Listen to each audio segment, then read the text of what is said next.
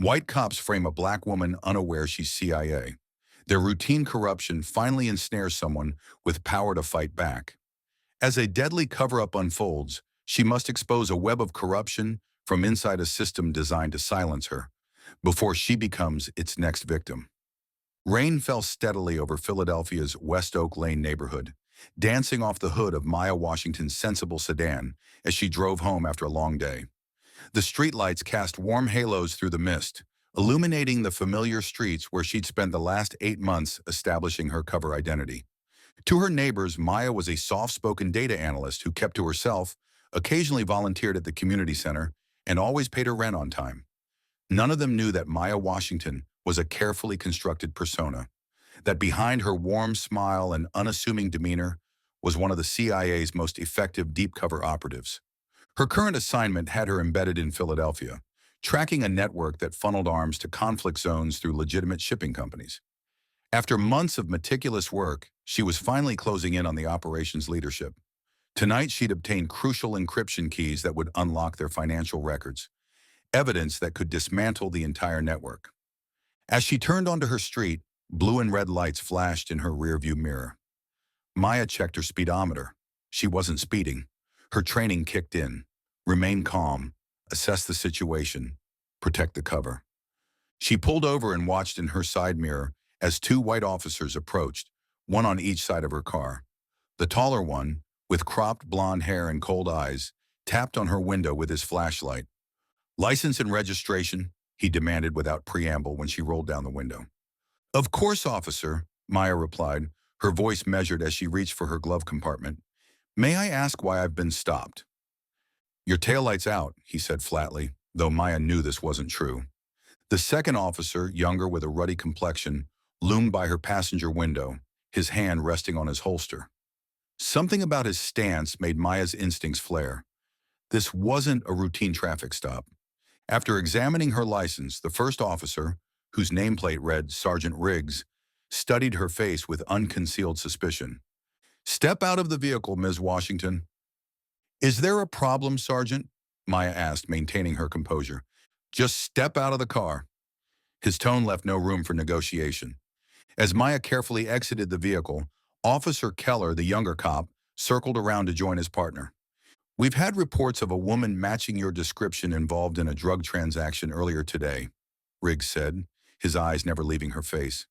"Mind if we search your vehicle?" Before Maya could respond, Keller was already opening her passenger door, rummaging through her belongings. "I do mind, actually," Maya said firmly.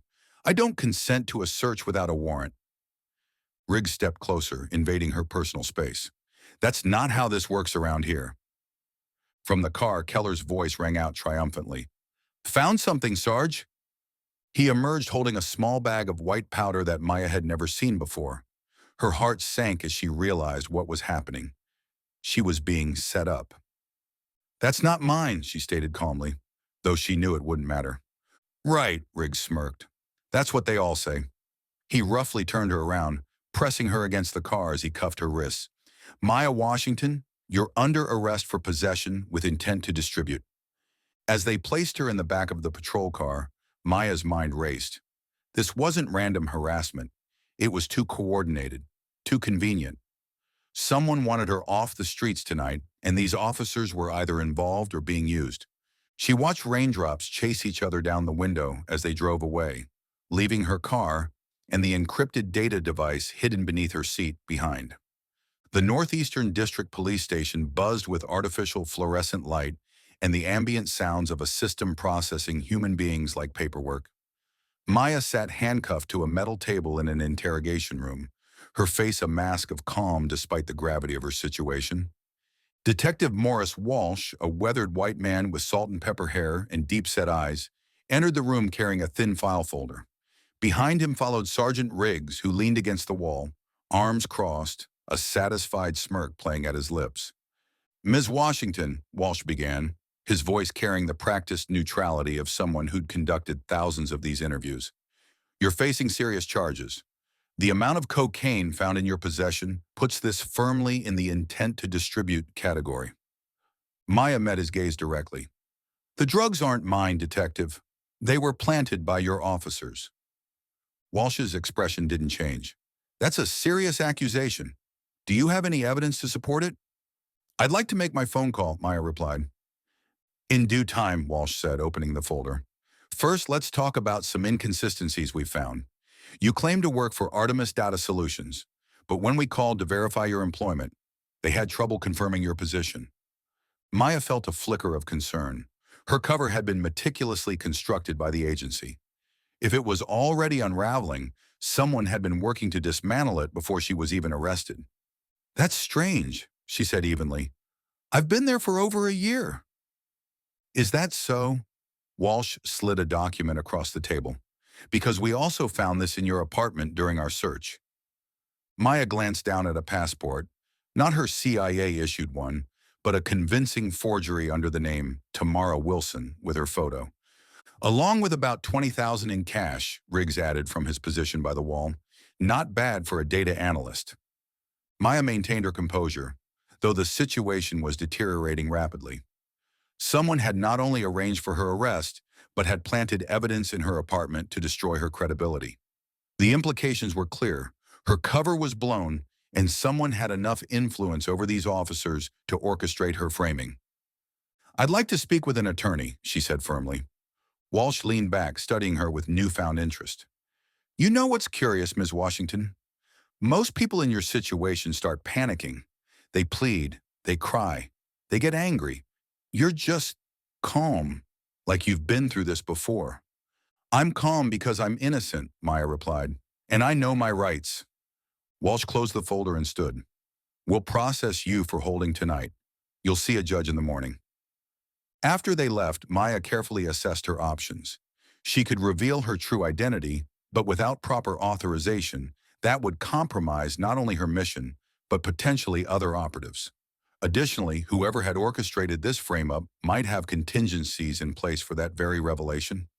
Her best course of action was to make contact with her handler, but that would have to wait until she had privacy. The processing was deliberately humiliating.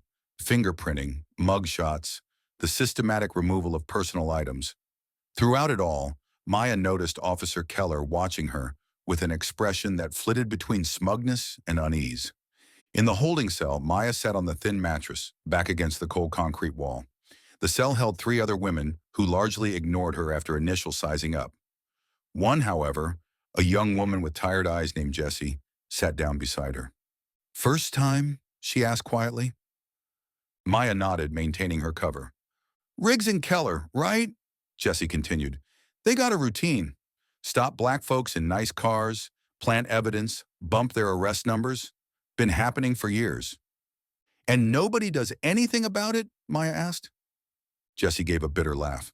Who's going to believe us over them? Systems designed that way. Maya processed this information. If this was a pattern of behavior, it could mean her arrest was opportunistic racism rather than targeted action against her mission.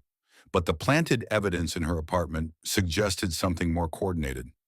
Later that night, when most of the women were sleeping, a young black correctional officer named Harris approached her cell. Washington, she called softly, your attorney's here. Maya hadn't called an attorney. In a small consultation room, she found not a lawyer, but Officer Keller, sitting alone, his face drawn with tension. We don't have much time, he said quickly. They're watching the cameras, but there's a 3-minute loop on this room. Security update they installed last month. Maya remained standing, wary. What is this? I didn't know what they were really doing, Keller said, his voice low and urgent. Riggs told me it was part of a bigger operation, that you were connected to some major players, and they needed probable cause to bring you in. And the drugs? Maya asked coldly. Keller had the decency to look ashamed. Standard procedure, he called it. But then I heard Walsh talking to someone on the phone after your interrogation. They're going to transfer you tonight. Off the books. No paperwork, no record. Maya's blood ran cold. An unofficial transfer meant only one thing. She wasn't meant to arrive at the destination. Why are you telling me this? She demanded. Because this isn't what I signed up for, Keller said. I wanted to be a good cop. But Riggs, Walsh, they're working for someone else. Someone with money and influence. Maya made a split-second decision. I need a phone. Keller hesitated, then slid his across the table. One call, then I have to get you back before they notice. Maya dialed a number from memory. When a voice answered, she spoke rapidly in a code that sounded like a confused message for a friend. Rebecca, it's Maya. Listen, I'm in a situation. No, not that kind. Remember that contingency we discussed in Philadelphia? The Blackwood Protocol. Yes, that's right. Pennsylvania 76 Northeast. Tell David it's urgent. She ended the call and handed the phone back to Keller. Why should I trust you? You shouldn't, he admitted. But in about 20 minutes, Walsh and Riggs are going to come for you. Whatever happens after that, I don't think you're walking away from it. Maya studied his face, weighing her options. If you want to make this right, I need something from my car. There's a device under the driver's seat. It looks like a portable hard drive. Get it somewhere safe. Keller nodded. I'll try. But what about you? Don't worry about me, Maya said. Just be ready when everything falls apart. True to Keller's word, Walsh and Riggs came for Maya less than an hour later. The booking officer, either complicit or intimidated, made no record of her removal as they escorted her out a rear entrance to an unmarked sedan. Where are we going? Maya asked as they drove through the rainy night. Special questioning facility, Walsh replied from the front passenger seat, not bothering to look back at her. Some people want to talk to you about your real activities in Philadelphia. Maya remained silent, counting turns and tracking their route. They were heading toward the industrial district by the river, deserted warehouses and abandoned factories. Not a promising destination. Riggs drove with tense focus, occasionally glancing in the rearview mirror. You've caused a lot of trouble, you know that? Should have just kept your head down, minded your own business. Like selling drugs to kids in my neighborhood? Or taking bribes to look the other way? Maya replied coolly. Walsh turned around, his expression hard. You don't know what you're talking about. Don't I? The Eastern European weapons moving through the port, the shipping manifests that never match the cargo, the cash that flows back to fund more shipments. You're just middlemen, Walsh. Foot soldiers for whoever's really running the operation. Walsh's eyes widened slightly. She'd hit closer to the truth than he expected. You're in over your head, he said finally. No, Maya replied calmly. You are. As they pulled up to a dilapidated warehouse, Maya knew her window for action was closing. When Riggs opened the back door to drag her out, she made her move. Despite being handcuffed, Maya had been trained for precisely these situations. With lightning speed, she thrust her legs out, catching Riggs in the chest and sending him sprawling. Before Walsh could react, she was out of the car, rolling across the wet pavement. Walsh drew his weapon, firing a shot that echoed through the empty lot. Maya ducked behind a stack of rusted barrels, calculating her next move. Riggs was getting to his feet, rage contorting his features as he pulled his own gun. There's nowhere to run, he shouted. You're just making this worse for yourself. The odds were against her, handcuffed, outnumbered, and outgunned.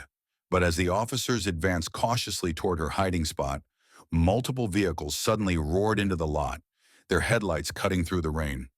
Police, drop your weapons, commanded an authoritative voice over a loudspeaker. Walsh and Riggs froze, confusion replacing the confidence on their faces.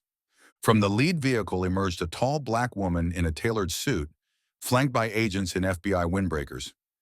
Detective Walsh, Sergeant Riggs, she called out, her voice carrying across the lot. I'm Special Agent Dominique Carter, FBI. Put down your weapons and step away from the suspect. For a moment it seemed Walsh might resist, but the overwhelming force surrounding them made the futility clear. Both officers slowly placed their guns on the ground. Agent Carter approached Maya, producing a key to unlock her handcuffs. You cut it close, Maya murmured. Had to make sure we caught them in the act. Carter replied quietly. You good? I'll live, Maya said, rubbing her wrists. As agents took Walsh and Riggs into custody, Carter addressed them loudly enough for everyone to hear. Gentlemen, you're under arrest for civil rights violations, evidence tampering, false imprisonment, and conspiracy to commit murder. She paused, letting the charges sink in. But those are just the appetizers. We've been building a case against your entire operation for months. Walsh's face drained of color. What operation? We were just bringing in a drug suspect. Carter laughed without humor. Is that what they told you to say? Maya Washington isn't a drug dealer. She's a CIA operative who's been tracking illegal arms shipments through your port. The shock on their faces was genuine. They hadn't known who they were dealing with. They were just following orders, doing what they'd done to countless other black citizens, abuse their authority without consequence. You've been working for Viktor Petrov's organization, Carter continued. Maybe knowingly, maybe not. Either way, you've been facilitating an international weapons smuggling operation while framing innocent people to keep your arrest numbers up. As they were led away, Officer Keller approached, holding a small device in an evidence bag. Found this where you said it would be, he told Maya, handing it to Carter. I also downloaded copies of the patrol car's dash cam footage. Shows the whole traffic stop. Maya studied him. That was a risk. Keller shrugged. Like I said, this isn't what I signed up for. Carter pocketed the device. We'll need your full statement, Officer Keller. Turning against your colleagues won't be easy.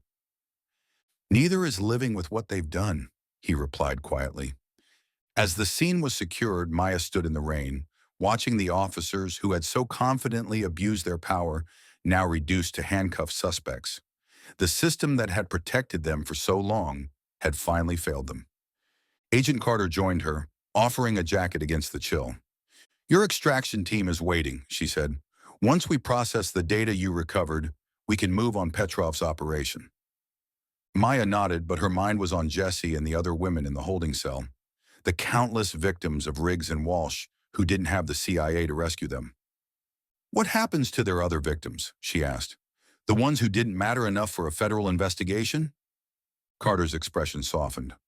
Part of our deal with the DA, every case Riggs and Walsh touched gets reviewed. It won't fix everything, but it's a start.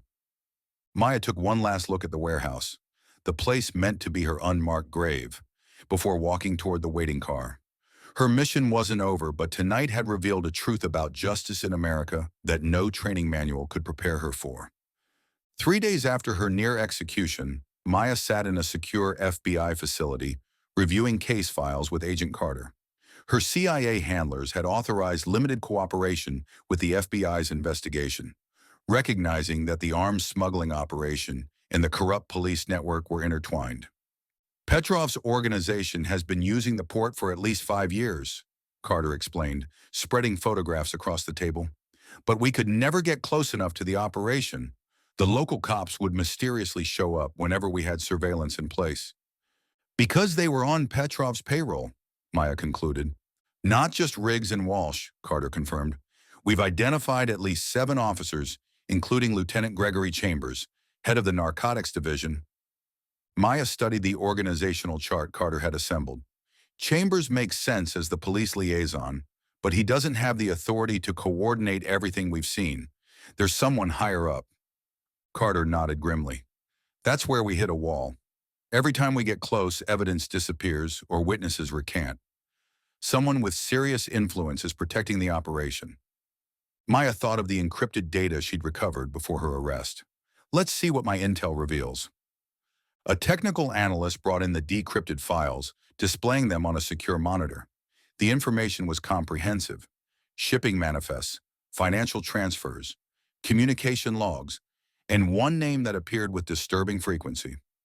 Commissioner Richard Merritt, Maya read aloud. Carter stared at the screen in disbelief. The police commissioner? Are you sure? The analyst highlighted a series of transfers. These payments align perfectly with major shipments through the port. And this email chain, though carefully coded, shows Merritt coordinating with Petrov's people to ensure shipments clear customs without inspection. The commissioner of police working for an arms dealer, Carter said, shaking her head. No wonder we couldn't get traction. Maya studied Merritt's photograph. A distinguished white man in his 60s with silver hair and the confident smile of someone who believed himself untouchable. We'll need more than digital records to bring him down, she said. Merritt will claim the evidence was fabricated. What do you suggest? Carter asked. A direct confrontation, Maya replied. Force him to make a mistake. Carter looked skeptical. He survived this long by being careful. Everyone has pressure points, Maya said. What's his? They spent hours building a profile of Commissioner Merritt, his habits, his associates, his vulnerabilities. A picture emerged of a man whose public image of incorruptible leadership masked a carefully constructed network of influence and intimidation. His annual charity gala is tomorrow night, Carter noted. Every power player in the city will be there. Maya studied the invitation. Perfect. A public venue with private areas for conversation. We need to get me in there. As what? You're supposedly in custody, and your cover is blown. Maya smiled. Then I'll need a new one. The following evening, Philadelphia's elite gathered at the Grand Meridian Hotel for Commissioner Merritt's charity gala, a black tie affair ostensibly raising funds for the Police Athletic League's youth programs. In reality, it was Merritt's annual display of influence, where political favors were traded and alliances reinforced. Maya entered on the arm of FBI Assistant Director Thomas Reynolds, Carter's superior, who had flown in specifically for the operation. She wore an elegant evening gown, her hair styled differently, her demeanor transformed. Few would connect this sophisticated woman with the drug suspect arrested days earlier. Commissioner Merritt is by the East Bar. Carter's voice came through the discreet earpiece Maya wore. The agent was posing as catering staff, circulating with trays of champagne. I see him, Maya replied softly, moving into position. She separated from Reynolds, who drifted toward a group of city council members to establish their presence. Maya made her way to the bar, positioning herself near Merritt without drawing attention. The commissioner was holding court with several businessmen, his laugh booming across the space. Up close, Maya could see the calculation behind his affable demeanor, the way his eyes constantly scanned the room, assessing threats and opportunities. When he stepped away to refresh his drink, Maya made her move. Quite an impressive event, Commissioner, she said, accepting a glass of champagne from the bartender. Merritt turned, his politician's smile automatic. Thank you, Ms. Daniels. Sophia Daniels, Maya replied, offering her hand. I'm with the Justice Department's Civil Rights Division. A flicker of wariness crossed Merritt's face, quickly masked. Civil rights? What brings you to our humble fundraiser?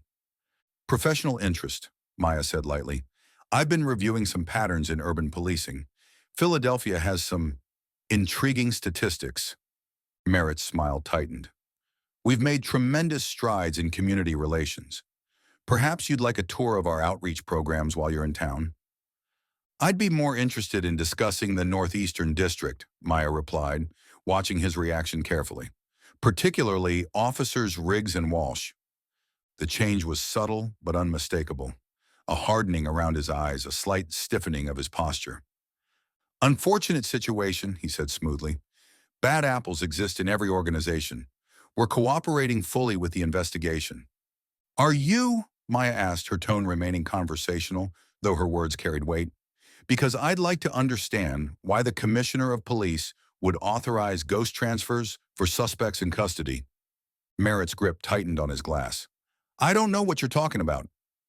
I think you do, Maya continued. Just like you know about the weapons coming through the port, the officers on private payrolls, and the innocent people framed to maintain the illusion of law and order. Merritt leaned closer, his voice dropping to a dangerous whisper. You're making very serious accusations, Miss Daniels. Without evidence, that could be considered defamation. Oh, I have evidence, Maya replied calmly, including records of your meetings with Victor Petrov and financial transfers to your offshore accounts. The question is, what are you willing to do to keep that evidence from becoming public? Merritt's facade cracked, revealing the cold calculation beneath. Who are you, really? Someone you tried to have killed 3 nights ago, Maya said quietly. You should have been more careful about who you gave that order to. Recognition dawned in his eyes. The woman from the drug arrest? Let's continue this conversation somewhere more private, Maya suggested. Unless you'd prefer to discuss international arms trafficking in front of your donors. Merritt hesitated, then nodded curtly. My office is on the mezzanine level. As they moved toward the stairs, Maya caught Carter's eye across the room, giving an imperceptible nod. The trap was set. In Merritt's temporary office, a luxurious hotel suite repurposed for the event, The commissioner's demeanor changed completely. Gone was the charming public servant, replaced by a hard-eyed pragmatist. "What do you want?" he demanded once the door closed behind them. "The truth," Maya replied, starting with how the commissioner of police became a facilitator for an international arms dealer. Merritt laughed without humor. "The truth? The truth is that power works the same everywhere. I provide a service, ensure smooth operations, and get compensated accordingly. It's just business. Business that involves arming terrorists and framing innocent people," Maya countered. "Collateral damage," Merritt dismissed with a wave of his hand. "Do you have any idea how this city worked before I took control? Chaotic, inefficient. I brought order to the system. By corrupting it from within. By recognizing reality," Merritt snapped. "Now let's get to the point. You have evidence you claim. What's your price to make it disappear?" Maya smiled coldly. "I don't want your money, Commissioner." Merritt studied her with newfound wariness. "Then what?" "Justice," Maya replied simply. "For every person your officers framed, for every life destroyed by the weapons you helped move." Merritt's expression hardened. "You're naive. There's no justice, only power, and those smart enough to use it." He moved toward his desk, opening a drawer. "Unfortunately for you, you've miscalculated." He withdrew a handgun, pointing it steadily at Maya. "No witnesses, no recordings, just a tragic case of an unstable woman who attacked the police commissioner before taking her own life." Maya remained calm. "You're making a mistake." "No," Merritt said with cold certainty. "I'm tying up loose ends, just like I've always done." Before he could pull the trigger, the door burst open. Agent Carter led a team of FBI agents into the room, weapons drawn. "Federal agents, drop your weapon, Commissioner." Merritt froze, the gun still pointed at Maya. For a moment, everything balanced on a knife's edge. Then, with deliberate slowness, he placed the weapon on the desk. "Richard Merritt, you're under arrest for conspiracy, racketeering, and attempted murder," Carter announced, moving forward to cuff him. "This is absurd," Merritt sputtered, his composure finally breaking. "Do you have any idea who I am? Who I know?" "We know exactly who you are," Maya replied calmly, "and everything you just said was transmitted live to the FBI director and the Attorney General." She indicated the small pin on her dress, a sophisticated recording device. "Your collateral damage will be evidence at your trial." As agents led Merritt away, Carter approached Maya. "You took a hell of a risk confronting him alone. Sometimes you need to see the true face of corruption to understand how to fight it," Maya replied, watching as the once powerful commissioner was escorted through his own charity gala in handcuffs. A public fall for a man who had abused public trust. The federal courthouse in downtown Philadelphia buzzed with activity as journalists and spectators lined up for the most explosive trial the city had seen in decades. Inside, Maya sat in the witness preparation room, reviewing her testimony with federal prosecutors. 3 months had passed since Merritt's arrest. In that time, the full extent of his corruption had been exposed. Dozens of officers implicated, hundreds of false convictions identified, and an international weapons network dismantled. Viktor Petrov had been arrested in Prague, his organization crumbling under coordinated international pressure. "You understand the implications of testifying publicly," the lead prosecutor, a no-nonsense woman named Helen Martinez, reminded her. "Your cover identity will be permanently compromised." Maya nodded. She had discussed this extensively with her CIA superiors. Some truths need to be spoken openly. The people hurt by this conspiracy deserve to know why. Down the hall in a separate room, Officer Keller waited nervously. His decision to turn on his colleagues had made him a pariah in the department, but a crucial witness for the prosecution. His testimony about the department's systematic targeting of black citizens had opened the door to a broader Justice Department investigation. The courtroom fell silent as Maya took the stand. From the defendant's table, Merritt glared at her with undisguised hatred. Beside him, Walsh and Riggs sat with their own attorneys, their former arrogance replaced by the slumped shoulders of men facing decades in prison. "Please state your name for the record," Martinez began. "Maya Washington," she replied clearly. "And your occupation?" "I am an operations officer with the Central Intelligence Agency." A murmur ran through the courtroom.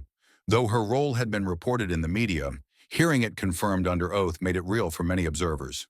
Ms. Washington, please describe the events of April 15th, when you were arrested by officers Riggs and Walsh. Maya recounted the traffic stop, the planted evidence, her detention, and the unauthorized transfer that was meant to end with her murder. Her testimony was precise, unemotional, and devastating. Why do you believe you were targeted? Martinez asked. My investigation into arms trafficking had led me to connections between Viktor Petrov's organization and the Philadelphia Police Department. Commissioner Merritt ordered my elimination to protect his operation. Throughout her testimony, Maya was acutely aware of the faces watching from the gallery, not just reporters and curious citizens, but families of other victims of the corrupt system. Jessie, the woman from the holding cell, sat in the front row, alongside dozens of others whose lives had been derailed by false arrests and planted evidence. During cross-examination, Merritt's attorney attempted to undermine her credibility. Isn't it true that as a CIA operative, you're trained to lie convincingly? He challenged. I'm trained to gather intelligence and protect American interests, Maya corrected. In this case, those interests aligned with exposing corruption that endangered national security and violated citizens' civil rights. You have no proof that my client ordered your arrest or transfer, the attorney pressed. The financial records, communication logs, and Commissioner Merritt's own recorded confession provide ample evidence, Maya replied calmly, as does the testimony of his subordinates who carried out those orders. The trial continued for weeks with testimony from FBI agents, former officers, and victims of the corrupt system. Officer Keller's account of departmental practices was particularly damning, revealing a culture where racism was weaponized and accountability non-existent. When the verdicts were finally announced, they sent shockwaves through the city. Merritt, Walsh, Riggs, and 16 other officers convicted on multiple federal charges.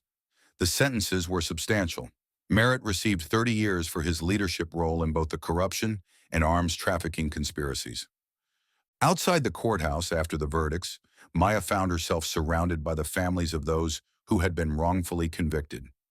Many had already been released as part of their review process. Others were still fighting to clear their names. An older woman embraced her, tears streaming down her face. They took my son for 7 years, she said. He's home now because of what you did. Maya returned the embrace, emotion finally breaking through her professional reserve. This wasn't just about national security or international arms dealers. It was about fundamental justice in a system designed to deny it to people who looked like her. Agent Carter approached, holding a phone. There's someone who wants to speak with you. Maya took the phone, recognizing the voice of her CIA director immediately. Exceptional work, Washington, he said. The agency is officially commending your actions. Thank you, sir, she replied. We'd like you back in the field as soon as possible. There's a situation developing in Jakarta that requires your expertise. Maya paused, looking at the gathering of families and advocates organizing on the courthouse steps. They were planning next steps, a commission to review police practices, community oversight committees, support networks for the wrongfully convicted. I'd like to request a temporary reassignment, sir, she said finally. There's important work still to be done here. There was a moment of silence on the line. This is unusual, Washington. Your field skills are needed right here, she finished firmly. The corruption we exposed has national security implications that require monitoring during the transition period. It wasn't the whole truth, but it was enough. 60 days, the director conceded. Then we need you back on primary assignments. Understood, sir. Thank you. As she ended the call, Officer Keller approached hesitantly. Despite his cooperation, the trial had taken a toll on him. He'd received death threats from former colleagues and struggled with his role in a system he once believed in. What happens now, he asked. Maya considered the question. We rebuild, not just the department, but trust. Systems fail when the people within them choose silence over justice. I don't know if it can be fixed, Keller admitted. Neither do I, Maya said honestly, but I know it can't be fixed if we don't try. As the sun set over Philadelphia, Maya Washington stood on the courthouse steps, watching as people who had been silenced for years found their voices. The CIA operative who had come to track international arms dealers had uncovered something equally dangerous: the weaponization of authority against the very citizens it was meant to protect. Her mission had evolved beyond what any operation manual could have prepared her for, into territory where the line between professional duty and personal conviction blurred. In exposing Merritt's corruption, she had been forced to confront hard truths about justice in America, how easily it could be perverted, and how difficult it was to restore. Tomorrow would bring new challenges: monitoring the restructuring of the police department, ensuring that evidence in remaining cases wasn't destroyed, protecting witnesses who continued to come forward. But tonight, watching families reunite and communities organize, Maya allowed herself to feel something rare in her line of work: the quiet satisfaction of a mission whose value could be measured in restored lives rather than neutralized threats.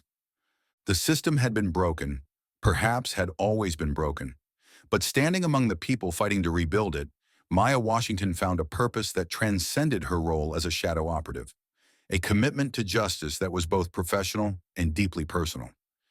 In the gathering dusk, she made a silent promise to the city and its people: the truth once exposed would not be buried again.